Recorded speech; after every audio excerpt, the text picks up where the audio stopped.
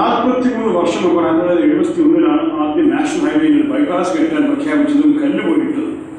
ഈ 43 വർഷത്തിൽ പല മഹാന്മാരും വന്നു പോയിട്ടുണ്ട്. എല്ലാ പാർട്ടിയുടെയും അല്ല, പ്രത്യേകിച്ച് CPI-ന്റെയും കോൺഗ്രസിന്റെയും വന്നു പോയിട്ടുണ്ട്.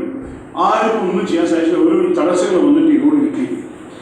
ഞാൻ തെരഞ്ഞെടുപ്പിൽ വന്നപ്പോൾ കണ്ണൂർ നീര് നടന്ന ആൾക്കാരെ വന്ന് പറഞ്ഞു, ഈ ഭൂമി ഞങ്ങൾക്ക് ഈ കല്ലിട്ട ശേഷം ഇതാണ് എൻ്റെ റിപ്പോർട്ട്, ഇതിൻ്റെ കോപ്പീസ് പിന്നെ ആവശ്യമുള്ള കൊണ്ടുവരാനായിരുന്നു. വേറെ കോപ്പി ഉണ്ടോ എല്ലാവരും കൊടുക്കാൻ ഒന്ന് പെട്ടെന്ന് കൊണ്ടുവരാൻ പറയുമ്പോൾ എല്ലാവർക്കും ആവശ്യമുള്ളവർക്ക് ഇൻട്രസ്റ്റ് ഉള്ളവർക്ക് ഇതാണ് നമ്മൾ ചെയ്ത എല്ലാ പ്രവർത്തനത്തിനും ഡീറ്റെയിൽസ് ഉണ്ട്. MP ഫണ്ടുമുണ്ട്, അതിൻ്റെ എല്ലാ പൈസയുടെയും ഡീറ്റെയിൽസ് എക്സ്പെൻഡിച്ചർ അക്കൗണ്ടിൻ്റെ ഓർഡർ. അപ്പോൾ ഞാൻ നാഷണൽ ഹൈവേ ബൈപ്പാസിൻ്റെ കാര്യം പറഞ്ഞു.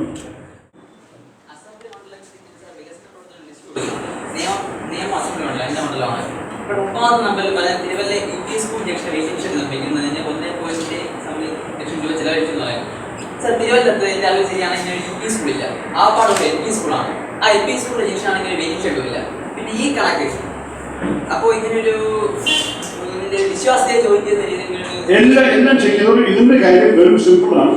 അവരതിന്റെ സാങ്ഷൻ കിട്ടുമ്പോഴേക്കും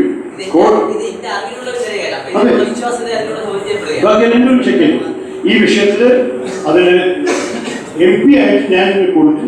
സാങ്ഷൻ ആകുമ്പോഴേക്കും ഇലക്ഷൻ കോഡ് പ്രവർത്തനം കൺസ്ട്രക്ഷൻ ആയിരുന്നു. അല്ല, തെറ്റിന് എന്റെ പൈസ പോയി കഴിഞ്ഞു, അത് കൊടുത്തു കഴിഞ്ഞു, ഒപ്പിട്ട് കഴിഞ്ഞു, കേരളത്തിൽ നിങ്ങൾ കളക്ടറിൽ ചെക്ക് ചെയ്യും.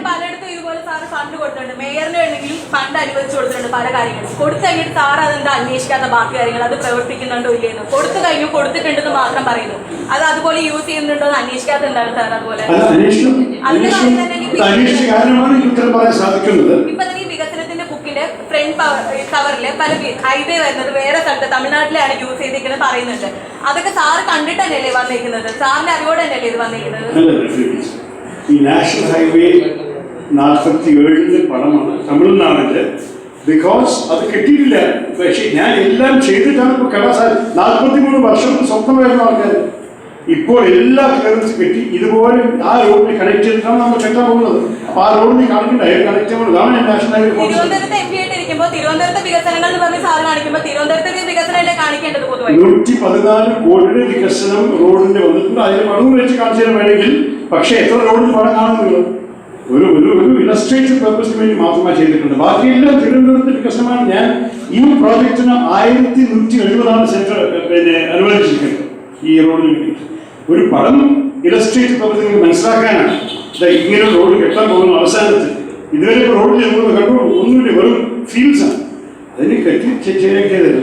ഈ വിഷയം അന്വേഷിച്ച കാരണമാണ് അറിയുന്നത്. വെയിറ്റിംഗ് ഷെഡ് എന്തുകൊണ്ട് വെയിറ്റിംഗ് ഷെഡ് കെട്ടിയില്ല? ഒരു പ്രൊസീജിയർ എങ്ങനെയാണ്?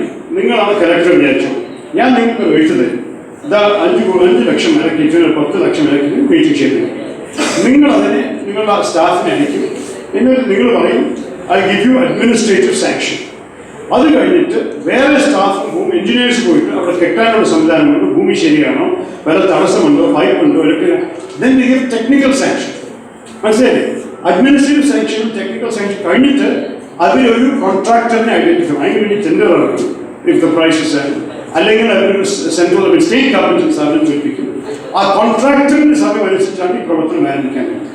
അപ്പൊ ഈ വെയിറ്റിംഗ് ഷെയറിന്റെ കാര്യം ദിസ് ഷുഡ് ഹാപ്പൻ ഏർലി. ഈ വർഷത്തെ അക്കൗണ്ടാണ്, അതുകൊണ്ടാണ് 30ാം സ്ഥാനത്തിൽ ലിസ്റ്റ് വന്നത്. ഈ വർഷം പറഞ്ഞ ഈ ഫിസിക്കൽ ഇയർ ഞാൻ ഏപ്രിൽ കഴിഞ്ഞ വർഷം കൊടുത്തതാണ് ഈ വെയിറ്റിംഗ് ഷെയർ. ഈ അഡ്മിനിസ്ട്രേറ്റീവ് സാങ്ഷൻ വരാനും ടെക്നിക്കൽ സാങ്ഷൻ വരാനും കോൺട്രാക്ടറിനെ ഐഡന്റിഫൈ ചെയ്യാൻ ഇത്ര നേരം എടുക്കുമെന്ന് ഞാൻ വിചാരിച്ചില്ല. ഈ റിപ്പോർട്ട് പബ്ലിഷ് ചെയ്തത് ഇലക്ഷൻ്റെ 1.5 മാസം മുമ്പാണ് പബ്ലിഷ് ചെയ്തത്.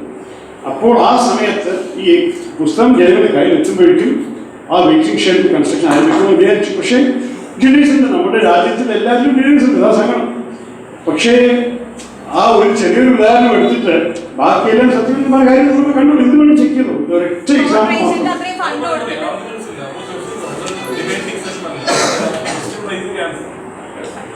അദ്ദേഹം നമ്മൾ ഡിബേറ്റ് ചെയ്തിട്ടുണ്ട്. അദ്ദേഹം നല്ല പ്രശ്നമാണ്.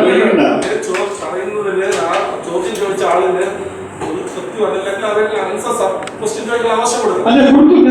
4 സപ്ലിമെന്ററി ആൻസർ ഞാൻ 4 സപ്ലിമെന്ററി ആൻസർ ശരി പറഞ്ഞു. 4 വർഷം പറഞ്ഞു, 4 വർഷം ഇത്ര കൊടുത്തു. എനിക്ക് വേറെ കമ്മിറ്റ്മെന്റ്സ് ഉണ്ട്. അപ്പൊ ഞാൻ നടക്കുന്നു. എന്തായാലും നിങ്ങൾ ചോദിക്കാൻ നമുക്ക് അവകാശമുണ്ട്. പക്ഷേ at least I have given you enough to question. എന്റെ മുമ്പിലുണ്ടായ MP എന്തൊക്കെ ചെയ്തു ഇതുപോലെ ചോദ്യം ചോദിക്കാൻ കൂടി ക്ലീനേഴ്സ് ആവശ്യം ചോദ്യം ചോദിക്കാം. നന്ദി, നമസ്കാരം.